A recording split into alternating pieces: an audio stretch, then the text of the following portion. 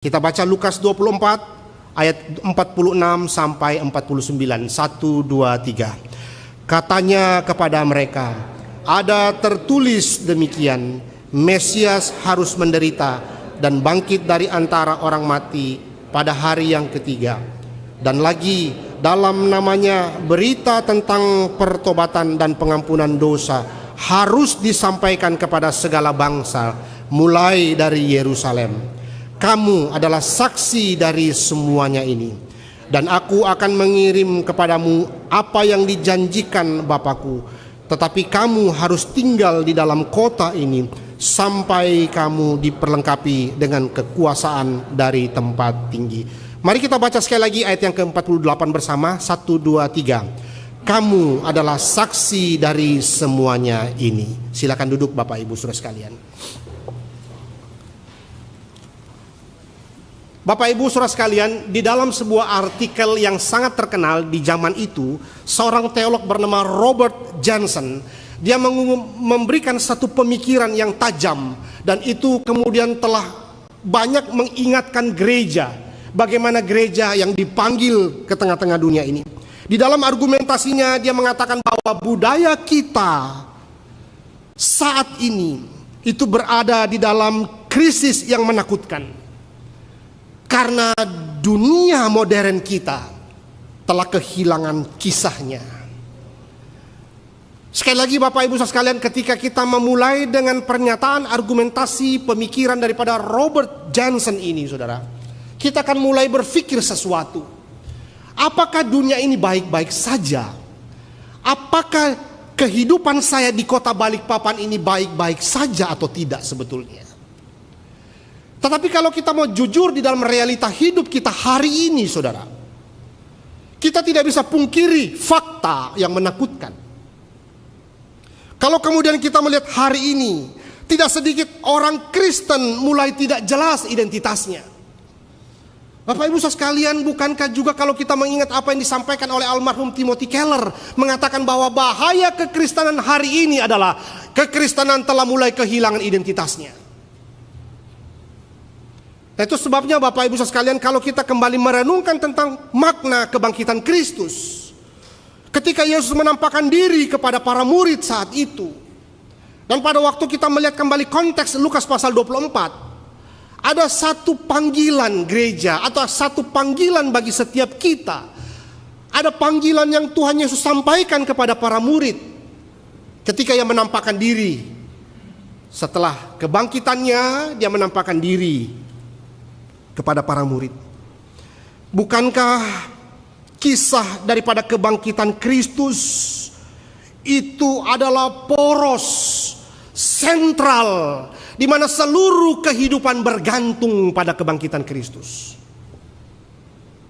Dunia pasti tidak mengenal pernyataan ini. Orang di luar sana yang belum mengenal Kristus pasti tidak paham kalimat ini. Tapi kita sebagai orang-orang Kristen yang telah mengalami kehidupan yang baru karena kuasa kebangkitan Kristus, pasti kita mengamini dan pasti kita harus pahami bahwa seluruh kisah sejarah hidup manusia tergantung atau porosnya kepada kisah kebangkitan Kristus. Itu sebabnya kalau kita melihat kisah-kisah kehidupan hari ini yang semakin rusak karena dosa, maka kita bisa berargumentasi dan mengatakan bahwa karena mulai bergeser daripada porosnya. Saudara, kalau ban atau roda itu sudah tidak lagi kepada asnya di tengah-tengah, saudara, ban itu sudah mulai berjalan dengan tidak teratur, saudara. Itu sebabnya kita bersyukur kalau kemudian Tuhan beri bijaksana bagi para penemu roda, sehingga kita bisa menikmati mobil motor yang kemudian mengalami percepatan dengan teratur, sehingga kita tidak mengalami hambatan mempercepat waktu kita. Tetapi kalau kita membayangkan poros daripada ban misalnya, ketika sudah tidak lagi jeruji-jeruji itu sudah tidak lagi melekat kepada asnya, saudara, kita bisa bayangkan mobil motor sudah mulai goyang-goyang dan sebagainya. Cepat atau lambat itu kemudian akan menghasilkan kehancuran daripada kendaraan itu. Atau mungkin kita di dalamnya juga bisa mengalami kecelakaan dan kematian di dalamnya. Bapak Ibu Saudara sekalian, maka melalui kuasa kebangkitan Kristus, ada cara pandang sebetulnya yang Tuhan mau Tuhan inginkan kembali kepada para murid. Dan saya percaya juga sedang berbicara kepada kita hari ini. Ada sesuatu hal yang kita perlu pikirkan kembali tentang cara hidup kita, tentang cara berpikir kita, tentang tujuan hidup kita.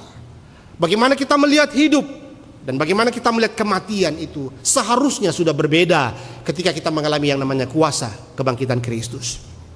Saudara-saudara yang dikasihi oleh Tuhan, maka waktu kita melihat Lukas pasal 24, saudara ketika baca ayat 1 sampai dengan ayat yang terakhir, ayat yang ke-50, katakanlah sampai ayat 49 misalnya.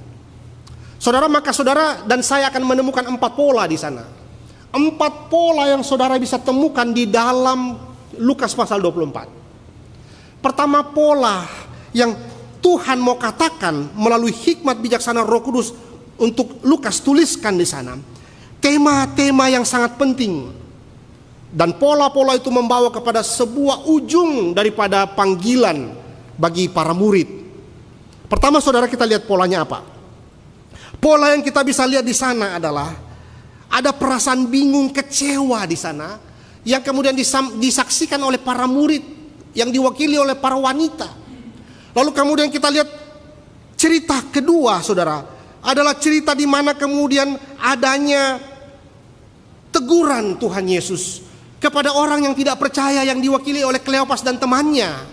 Nanti setelah itu barulah dia mengerti setelah ada table fellowship yang Tuhan Yesus lakukan di sana. Dan kemudian masuk di dalam pola ketiga adalah pengajaran. Yesus kemudian menjelaskan tentang siapakah dirinya sebenarnya yang mereka belum tahu. Lalu yang keempat, saudara, panggilan untuk mengabarkan Injil. Panggilan untuk mengabarkan, menjadi saksi kebenaran. Dan saudara, Lukas ingin membawa kita juga mengkonekkan pikiran dan perenungan kita kepada amanat agung Tuhan Yesus tentu di dalam Matius pasal 28. Tapi hari ini kita akan merenungkan dalam perspektif Lukas. Apa yang Lukas sedang mau sampaikan. Dan lihatlah pola yang sedang diberikan Lukas di dalam Lukas pasal 24 itu. Pertama, tentang cerita reaksi para wanita setelah semua itu mereka lihat, mereka lari dari kubur, lihat kubur sudah kosong. Lalu apa yang mereka lakukan, saudara? Mereka berlari pergi menemui ke-11 murid dan semua saudara yang lain. Lalu kemudian mereka mengabarkan sesuatu berita penting. Ingat, pertama, mereka mengabarkan sesuatu berita penting. Saudara, perasaan yang telah dimenangkan itu akan mendorong seseorang untuk mengabarkan berita yang penting itu. Lalu yang kedua, saudara, lihatlah pola cerita kedua. Setelah orang yang tidak dikenal oleh Kleopas dan temannya itu memecah-mecahkan roti, mengucap syukur, lalu kemudian mereka baru sadar. Tapi ketika mereka sadar, orang itu sudah hilang. Lalu saudara, kalau kita kemudian melihat kembali ayat yang ke-32 di sana, dikatakan di dalam bagian itu, kata mereka seorang kepada yang lain, bukankah hati kita berkobar-kobar ketika ia berbicara dengan kita di tengah jalan dan ketika ia menerangkan kitab suci kepada kita. Ini berbicara pola ketiga selanjutnya, bagaimana ada pengajaran di sana. Yesus mengajarkan kembali tentang siapakah dirinya. Lalu saudara sekalian, yang paling penting juga di situ kita bisa lihat polanya Lukas, bahwa apa yang kemudian dilakukan oleh Kleopas dan temannya tidak berdiam diri, saudara. Tetapi ketika dia sadar, dia langsung balik arah, saudara. Ada penafsir mengatakan mungkin dia sudah sampai ke kota Emmaus. Atau penafsir mengatakan mungkin dia masih ada di penginapan. Tetapi ketika dia sadar bahwa yang dia jumpai tadi itu adalah Yesus yang sudah bangkit, maka kemudian kita lihat pola yang sama. Apa yang Kleopas dan temannya lakukan?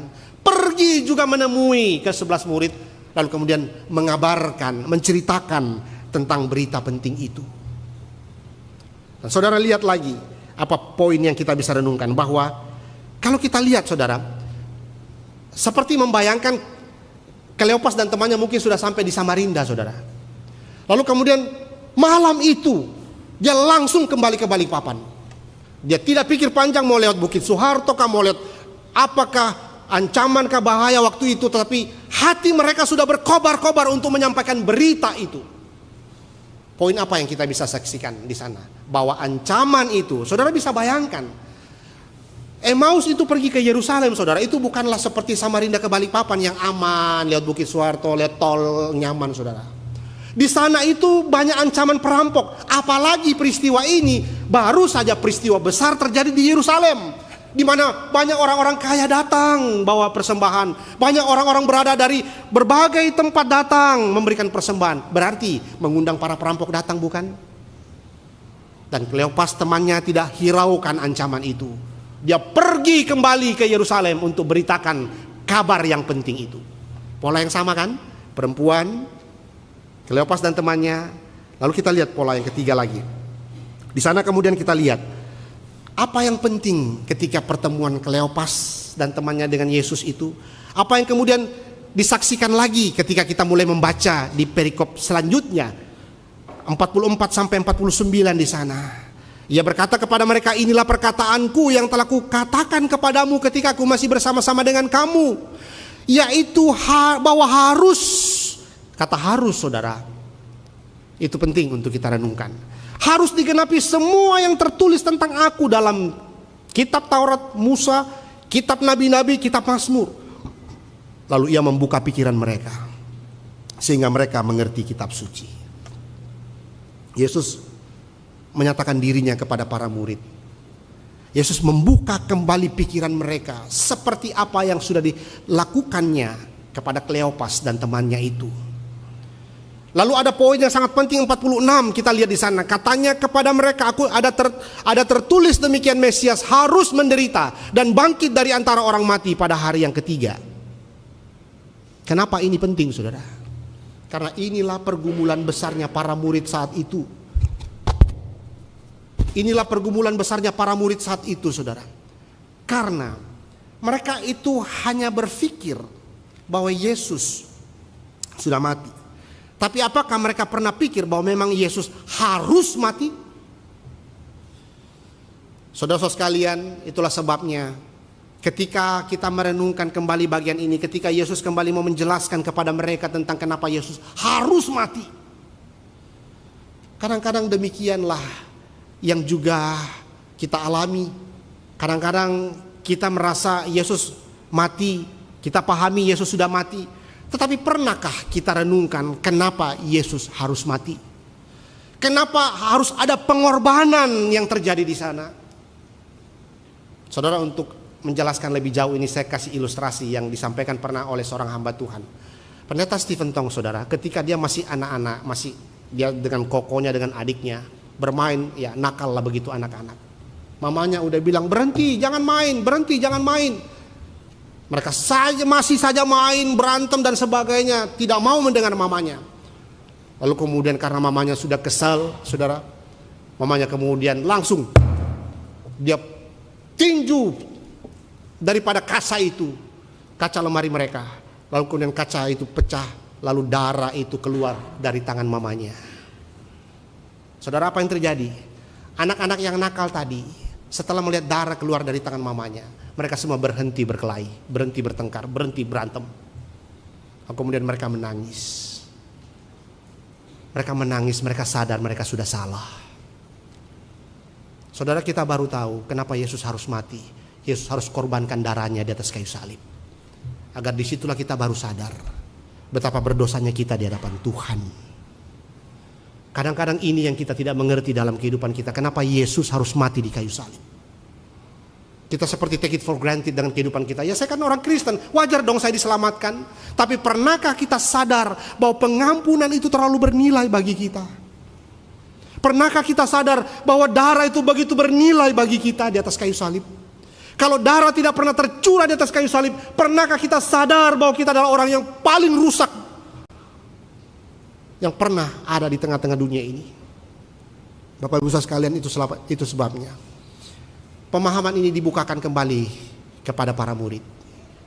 Engkau mengerti tentang Yesus mati, tapi apakah engkau sungguh-sungguh mengerti kenapa Yesus harus mati? Yesus kembali membuka cara berpikir mereka. Tapi Yesus tidak berhenti di situ, Bapak Ibu Saudara sekalian. Yesus kemudian memanggil mereka masuk kepada pola setelah pengajaran diberikan. Ada kekecewaan, ada teguran, ada pengajaran, lalu kita melihat bagian keempat, saudara, ada panggilan untuk mengabarkan berita itu. Saudara, ada perasaan bingung, kecewa, ada teguran di sana, ada pengajaran, dan setelah itu hati mereka terbakar dan mereka pergi mengabarkan Injil. Tetapi Yesus bilang, tunggu dulu. Ayat 49, dan aku akan mengirimkan kepadamu apa yang dijanjikan Bapakku, tetapi kamu harus tinggal di dalam kota ini sampai kamu diperlengkapi dengan kekuasaan dari tempat tinggi. Saudara, kita bisa bayangkan para murid setelah dikatakan, kamu adalah saksi dari semuanya itu. Dari semuanya itu adalah hal-hal yang mereka saksikan, mereka lihat tentang kebangkitan Kristus. Tapi Yesus menyuruh mereka tunggu sampai Roh Kudus itu akan diberikan kepada mereka. Bapak Ibu sekalian, apa yang kita bisa lihat, apa yang kita bisa saksikan di sana?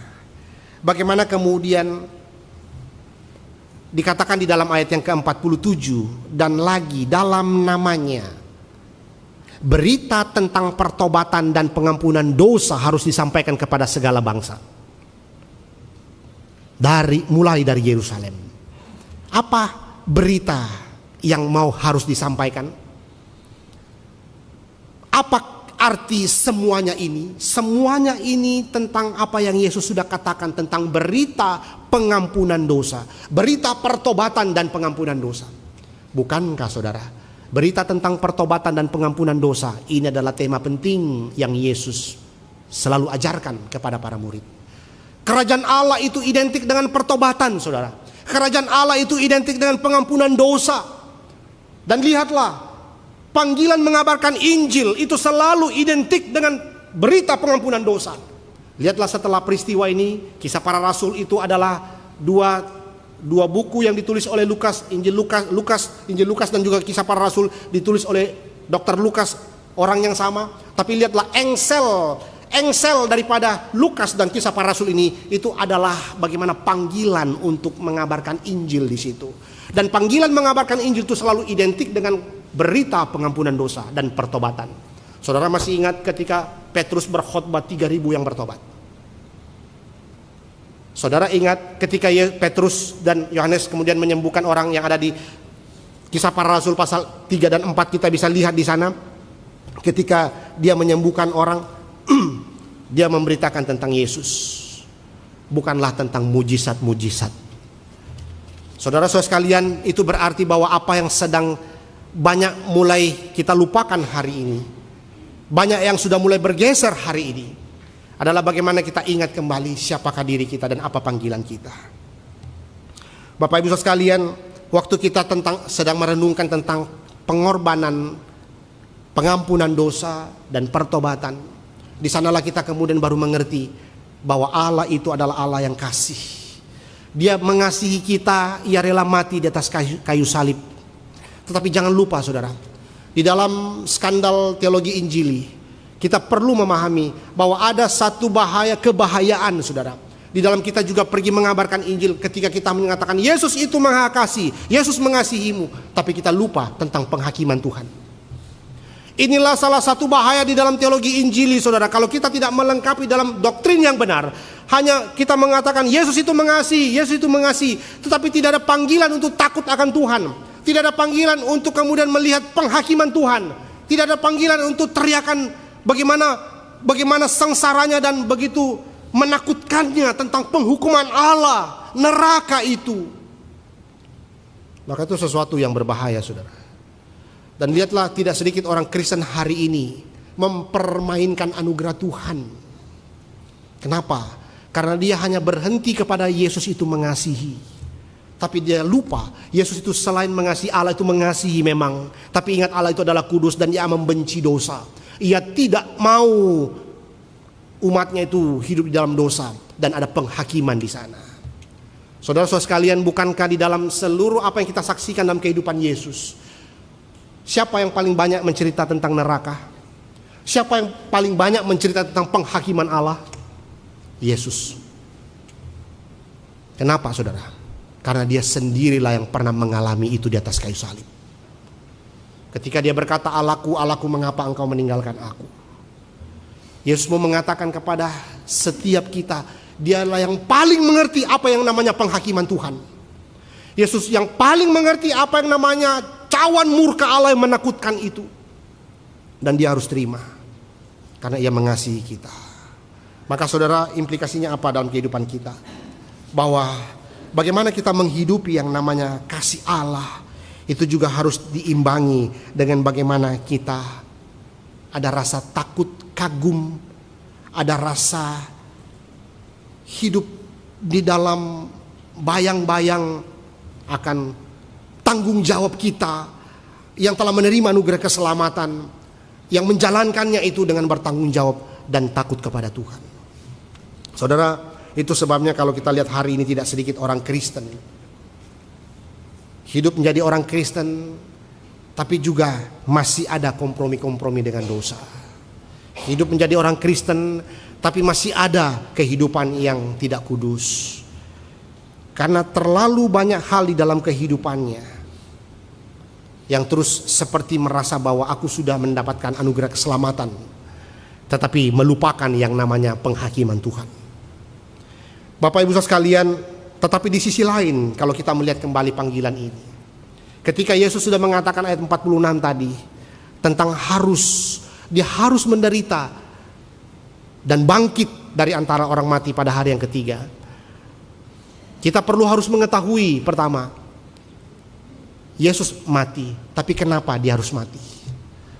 Dan disitulah ketika kita sadar kenapa Yesus harus mati, kenapa darah harus tercurah dari kayu salib, agar kita mengerti betapa rusaknya kita di hadapan Tuhan, betapa jahatnya kita di hadapan Tuhan. Bapak Ibu saudara sekalian, kita baru mengerti bahwa kita tidak mungkin bisa menyelamatkan diri kita. Kita baru mengerti kita tidak mungkin melakukan apa saja yang kita bisa lakukan untuk menyelamatkan diri kita. Saudara, doktrin reform selalu membawa kita kepada pemahaman tentang Allah yang berinisiatif menyelamatkan kita. Kasih karunia Allah lah yang menyelamatkan kita, bukan perbuatan baik kita. Tidak ada satupun perbuatan baik kita yang bisa menyelamatkan diri kita. Ada perbuatan baik yang menyelamatkan, tetapi perbuatan baiknya Kristus. Apa perbuatan baiknya Kristus? Ketaatan dan kekudusannya kepada Bapa. Kita diselamatkan karena ketaatan Kristus. Kita diselamatkan karena kekudusan Kristus, bukan apa yang ada dalam diri kita. Maka selalu kita diingatkan, kata Kristen itu berarti ada jejak-jejak Kristus dalam diri kita. Kata Kristen itu berarti identitas kita itu dibentuk oleh identitas Kristus. Bapak Ibu saudara sekalian, tidak mungkin kita bisa menyelamatkan diri kita. Dengan cara apa? Maka waktu kita sadar bahwa Yesus harus mati, itu berarti bahwa kita semakin tunduk, sadar sesadar-sadarnya bahwa we are nothing. Tidak ada satupun dalam diri kita anggap kita bisa menyelamatkan dan berbangga dalam hidup kita. Berita pengampunan, pertobatan ini seharusnya terus menjadi berita kita setiap hari. Sekali lagi saudara, Martin Luther mengatakan kenapakah berita Injil harus diberitakan setiap hari? Karena setiap hari manusia juga jatuh dalam dosa. Apakah berita penghiburan bagi dunia yang semakin rusak karena dosa ini? Kita percaya hanya berita Injil yang dapat mengubah manusia dan masyarakat yang sudah berdosa. Dan saudara lihatlah, berita Injil itu seringkali datang di dalam masyarakat yang sudah rusak. Berita Injil itu seringkali datang di dalam masyarakat yang sudah mulai melawan Tuhan. Itu sebabnya saudara, kalau saudara membaca, kenapa Lukas mengatakan harus dimulai dari Yerusalem? Kenapa tidak dimulai dari Afrika? Kenapa tidak dimulai dari Timur Tengah? Kenapa tidak dimulai dari Australia? Kenapa tidak dimulai dari Asia? Kenapa harus dimulai dari Yerusalem? Beberapa penafsir mengatakan saudara, bahwa disinilah Yesus itu dianiaya. Disinilah Yesus itu mengalami ketidakadilan. Justru disinilah tempat di mana pertama kali harus dimurnikan, harus mendengarkan berita Injil itu. Itu sebabnya kalau kita lihat di dalam pertumbuhan gereja mula-mula saudara, yang dimulai dari Yerusalem, banyak orang-orang kemudian mulai percaya. Yakobus harus menjadi martir pertama. Tetapi lihatlah saudara, bagaimana terus bertumbuh orang-orang yang percaya kepada Kristus. Dimulai dari Yerusalem. Kenapa dimulai dari Yerusalem? Selain disitulah kita melihat Yesus itu dianiaya dan mengalami penghakiman yang tidak adil saat itu. Tapi disitulah tempat di mana seringkali orang tidak mau melakukannya. Karena takut. Karena mencari aman. Karena terus saja dibayang-bayangi keraguan-raguan dan ketakutan yang terus mencekam. Bagaimana tidak, saudara? Musuh mereka itu ada dua golongan besar. Pertama, orang-orang Yahudi yang membenci Yesus. Kedua, tentara-tentara Romawi yang juga tidak setuju. Karena Yesus mengatakan dia adalah raja. Dan disitulah kemudian mereka dipanggil untuk memulai pekabaran Injil itu. Di saat dimana mungkin orang tidak mau memberitakannya, di saat dimana orang tidak mau melakukannya, tetapi disitulah justru kita dipanggil. Saudara, maka ini menjadi poin penting untuk kita renungkan pada pagi hari ini. Di dalam panggilan kita menjadi saksi, para murid dipanggil untuk bersaksi. Apa yang menggerakkan mereka untuk bersaksi? Apa yang mendorong mereka untuk bersaksi? Ini menjadi pertanyaan penting bagi para murid dan juga bagi kita hari ini. Bapak Ibu sekalian, bukankah para murid adalah saksi-saksi kebenaran itu? Bukankah para murid adalah saksi-saksi kebangkitan itu? Maka saudara lihatlah, seorang teolog bernama James Montgomery Boyce, dia mengatakan, apakah salah satu bukti Yesus sudah bangkit selain kubur yang kosong? Tapi lihatlah, para murid diubahkan. Saudara, kalau kita bertanya kemudian, siapa sih Tuhan Yesus? Di mana orang itu begitu banyak percaya kepada dia? Siapa sih Tuhan Yesus? Di mana orang bahkan mau mati bagi dia? Bagaimana dengan pemimpin-pemimpin agama yang lain? Itulah keunikan, itulah perbedaan yang signifikan Yesus daripada seluruh orang-orang yang pernah ada dalam dunia ini. Kenapa banyak orang mau mati bagi Yesus? Karena mereka sadar Yesus sudah mati bagi dia. Kenapa berita penting ini harus disampaikan? Karena mereka adalah saksi-saksi kebenaran. Karena mereka telah mendapatkan kebenaran Kristus. Mereka sadar mereka pernah berdosa, lalu kemudian dibenarkan karena kebenaran Kristus. Mereka diubahkan. Hidup kita telah diubahkan dalam kondisi yang baru di sana. Itulah yang mereka sadari para murid. Dan itulah yang seharusnya menjadi kesadaran kita hari ini, Bapak Ibu Saudara sekalian. Apakah kita sadar bahwa kita sudah diubahkan Tuhan dengan kondisi yang baru? Saudara, sangat gampang indikator untuk melihat itu. Sangat gampang indikator untuk memverifikasi pernyataan itu. Apakah saudara dan saya adalah orang yang sungguh-sungguh sudah mengalami yang namanya ciptaan yang baru itu? Indikatornya sangat jelas, saudara. Paling tidak ada 3 hal indikator. Apakah kita sungguh-sungguh ada tanggung jawab? Apakah sungguh-sungguh kita ada buah? Apakah sungguh-sungguh itu berdampak dalam hidup kita? Tapi kalau saja kemudian kita yang tiap minggu mungkin dengarkan berita Injil, berita panggilan salib dan sebagainya, tapi kita sendiri tidak mengalami perubahan hidup, tidak mengalami bahkan dampak-dampak daripada kuasa itu, saudara. Bahkan kita tidak pernah mengalami menyatakan buah-buah itu dalam hidup kita.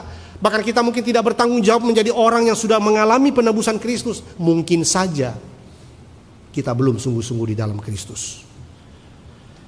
Bapak Ibu sekalian, maka di dalam bagian inilah kita melihat panggilan ini begitu penting. Panggilan ini begitu terhormat bagi para murid. Bagaimana mereka dipanggil untuk menjadi pemberita Injil. Saudara-saudara sekalian, maka di dalam bagian itulah kita melihat bagaimana kehidupan kita yang sudah mengalami namanya kuasa kebangkitan Kristus. Apakah pernyataan kamu adalah saksi-saksi dari hal-hal ini juga sedang berbunyi dalam pikiran dan perenungan kita hari ini? Apakah panggilan ini juga kita rasa bahwa ini juga adalah saya yang sedang dipanggil untuk bersaksi di sana? Tapi kenapa tidak sedikit orang Kristen yang kemudian tidak lagi bersaksi hari ini? Bapak Ibu sekalian, Maka ada 2 poin yang saya ingin bawa kita untuk merenungkan atau ajak kita renungkan pada pagi hari ini. Menjadi saksi Kristus. Pertama saudara, waktu kita merenungkan bagian ini, pertanyaannya adalah apa yang kita pikirkan dan apa yang kita perkatakan. Saudara, apa yang kita perkatakan, kesaksian hidup kita itu sangatlah ditentukan apa yang kita pikirkan dan apa yang kita katakan.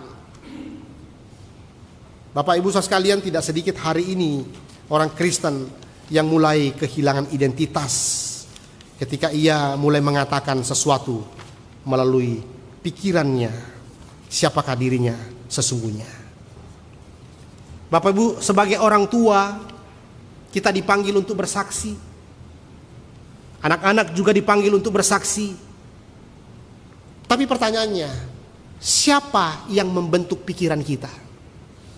Apakah dunia ini yang mulai menawarkan begitu banyaknya tawaran-tawaran kenikmatan? Bapak Ibu saudara sekalian, pengaruh LGBT kemarin juga sudah disinggung dalam Speak. Itu begitu menakutkan hari ini.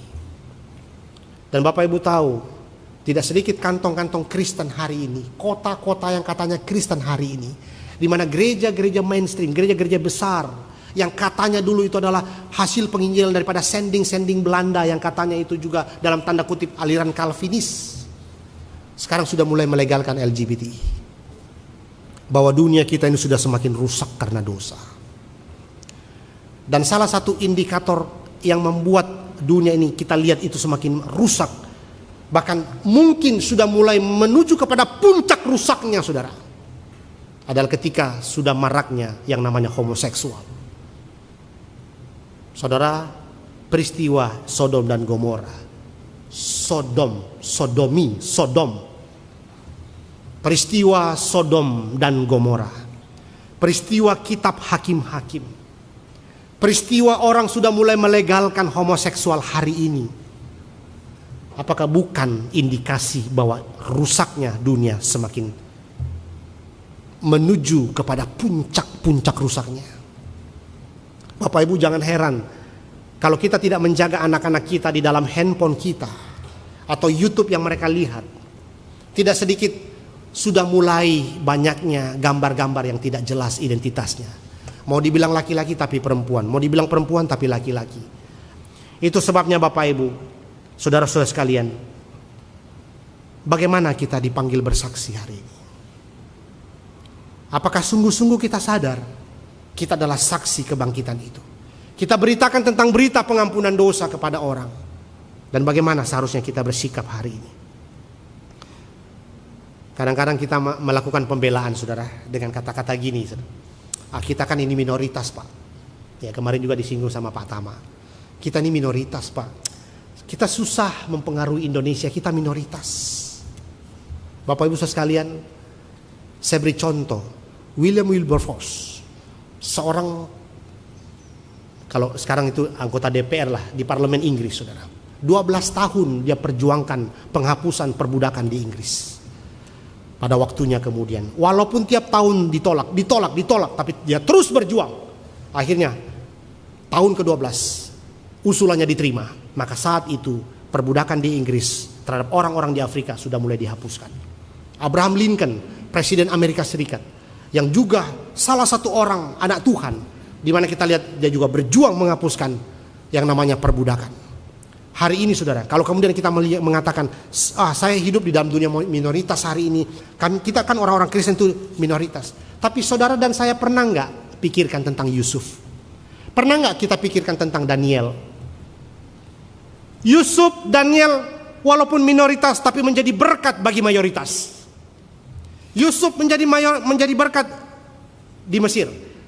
Daniel menjadi berkat di Babel. Masih adakah alasan kita mengatakan kita minoritas? Bukan kita yang minoritas. Bukan saudara. Bukan kita mengatakan bahwa kita minoritas, tapi hati kita sebetulnya yang tidak mau. Saudara-saudara sekalian, maka pertama, di bagian pertama saya mengajak saudara untuk memikirkan kembali tentang panggilan apa yang kita pikirkan dan apa yang kita perkatakan. Bapak Ibu saudara sekalian, itu sebabnya sebagai orang tua kita dipanggil untuk terus bersaksi. Anak-anak juga dipanggil untuk terus bersaksi. Berapa lama kesaksian kita yang akan terus tersembunyi? Kita hanya menikmati kenyamanan diri dan keegoisan kita. Dan kita tidak mau kemudian muncul, kemudian bersaksi. Tapi pertanyaannya bagi kita sebagai orang tua, bagaimana dengan anak-anak kita? Apa yang membentuk pikiran mereka? Saudara, hati-hati dengan dunia teknologi saat ini. Tidak sedikit itu bisa membawa kita melihat keluarga kita menuju kepada kehancuran. Saudara-saudara sekalian, berbicara tentang apa yang kita perkatakan, berbicara apa yang kita pikirkan. Masih ingatkah saudara dengan peristiwa ketika Yesus itu dicobai di padang gurun? Apa yang Yesus lakukan? Semua pencobaan yang datang dalam diri dia, hanya satu kata kunci untuk menjawab itu. Dia memakai firman Tuhan. Ulangan pasal 8 dan sebagainya. Terus bagaimana? Apa yang kita perkatakan? Apa yang kita pikirkan? Apakah yang kita pikirkan itu adalah hal-hal yang Kolose pasal 3 katakan itu adalah perkara-perkara yang di atas? Apakah yang kita pikirkan dan perkatakan itu adalah perkara-perkara yang di atas? Nilai-nilai kebenaran? Apakah yang kita pikirkan tentang nilai-nilai moral yang membawa mereka kepada kebenaran, atau nilai-nilai moral yang sedang dunia tawarkan hari ini? Bapak Ibu sekalian, mari sama-sama kita merenungkan bagian ini. Saudara-saudara sebagai mahasiswa pun juga diingatkan akan hal ini.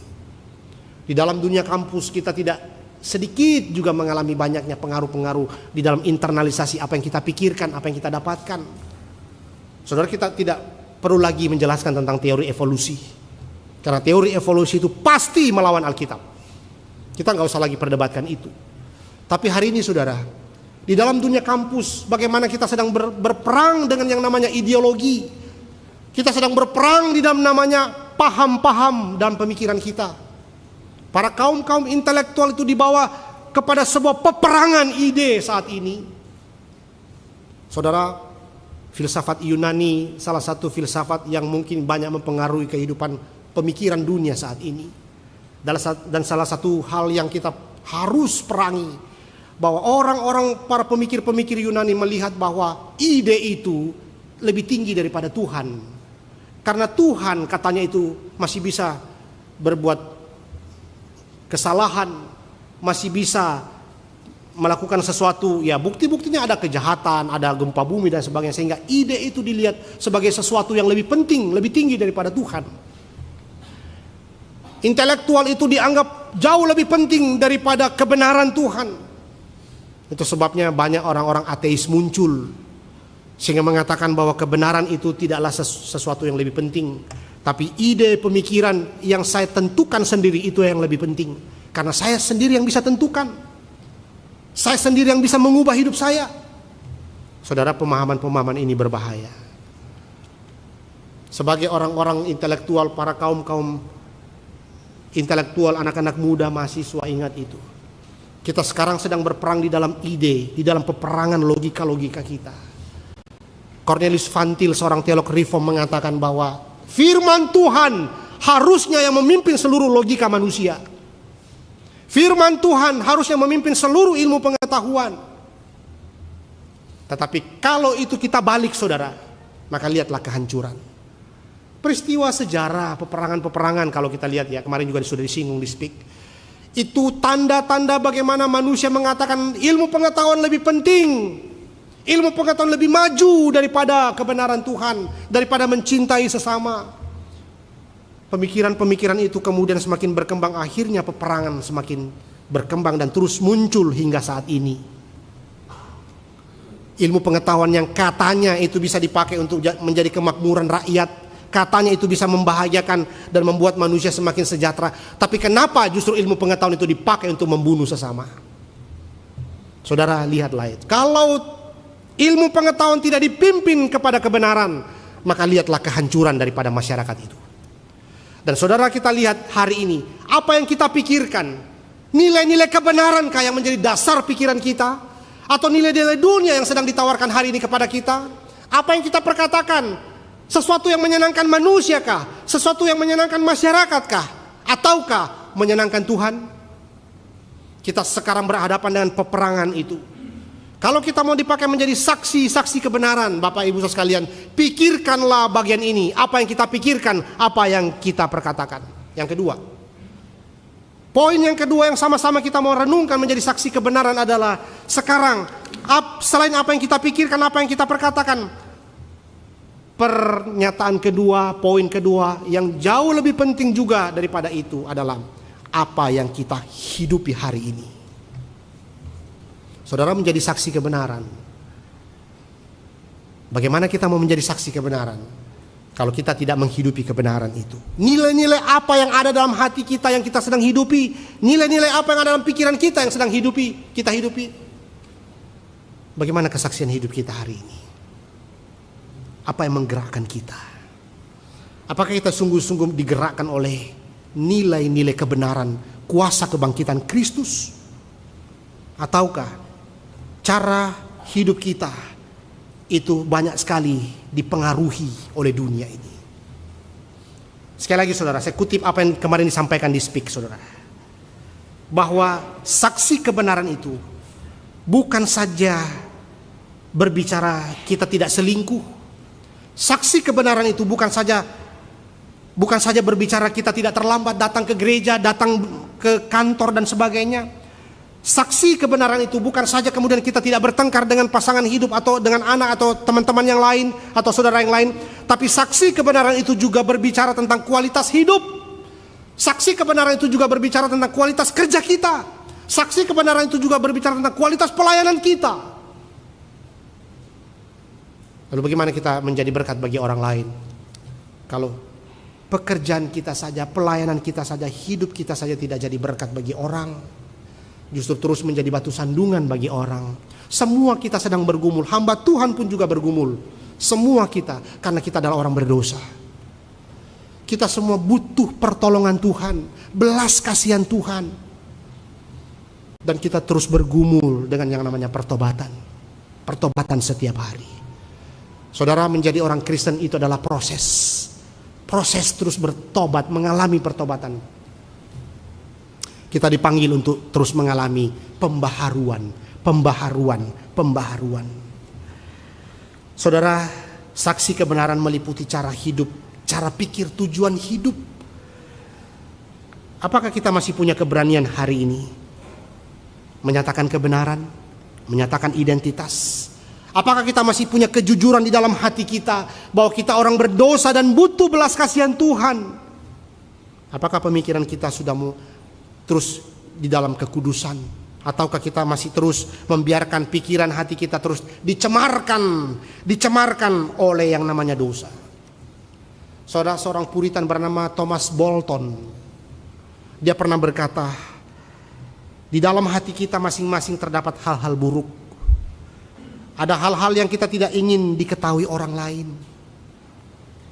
Ada hal-hal yang kita coba dan berpura-pura seolah-olah kita tidak mempunyai satu masalah dan tidak butuh pengampunan dosa. Beberapa dari kita itu seolah-olah kita itu orang yang sangat sempurna dan tidak butuh pengampunan dosa daripada Tuhan. Dan berapa di antara kita sedang menghidupi pernyataan seperti itu? Dan kita terus memberi diri kita dipimpin oleh keinginan-keinginan kita, pride kita, kenyamanan hidup kita, dan membuat kita itu akhirnya kehilangan identitas untuk bersaksi. Saudara, apa yang gereja hari ini hidupi? Apakah gereja masih ingat panggilan mula-mulanya untuk bermisi? Mari kita diingatkan Tuhan. Engsel daripada Lukas menuju kepada Kisah Para Rasul itu adalah panggilan mengabarkan Injil. Kamu adalah saksi-saksi kebenaran. Kamu adalah saksi-saksi daripada semua itu. Dan bagaimana hari ini kita dipanggil, saudara? Bapak Ibu sekalian, mari sama-sama kita renungkan kembali panggilan ini. Kita boleh bersaksi yang dimulai tentu daripada diri kita yang butuh pengampunan dosa daripada Tuhan. Kita kemudian bersaksi, minta Roh Kudus untuk memimpin kita di dalam kehidupan kita. Dan lihatlah kembali identitas kita. Panggilan mengabarkan Injil, panggilan bersaksi bagi kebenaran, tidak berkompromi terhadap dosa. tapi terus menyatakan identitas. Identitas sebagai anak-anak Allah. Status sebagai umat tebusan Allah. Sekali lagi saudara, seperti perenungan kita minggu-minggu sebelumnya. Status sebagai umat tebusan Allah, identitas sebagai anak-anak Allah yang dikasihi. Dua hal inilah di mana kita berangkat menapaki hidup kita selanjutnya. Karena itu Bapak Ibu Saudara sekalian, mari pertama-tama kita renungkan apa yang kita pikirkan dan apa yang kita perkatakan ketika kita bersaksi sebagai saksi-saksi kebenaran. Lalu yang kedua, apa yang kita hidupi hari ini? Apa yang kita hidupi hari ini? Nilai-nilai seperti apa yang kita hidupi? Nilai-nilai dunia seperti apa yang sedang mencemari kita? Sekali lagi Bapak Ibu Saudara sekalian, lagi-lagi saya mengatakan satu pernyataan dari seorang guru pernah mengatakan, kapal dipanggil untuk masuk ke dalam air, tapi bahayanya ketika air sudah mulai masuk ke dalam kapal, kapal akan mulai tenggelam. Saudara dan saya dipanggil untuk masuk ke dalam dunia yang berdosa menjadi garam dan terang. Bahayanya ketika nilai-nilai duniawi sudah mulai masuk ke dalam gereja, gereja akan mulai hancur. Mari saudara, melalui kuasa kebangkitan Kristus, Yesus menyatakan dirinya kepada para murid, mengubahkan mereka, memberikan pengajaran kepada mereka tentang siapakah Yesus, kenapa Yesus harus mati bagi mereka. Lalu Yesus juga memanggil mereka menjadi saksi-saksi kebenaran. Apakah kita sungguh-sungguh menghidupi kehidupan identitas sebagai saksi kebenaran? Kiranya Tuhan menolong kita.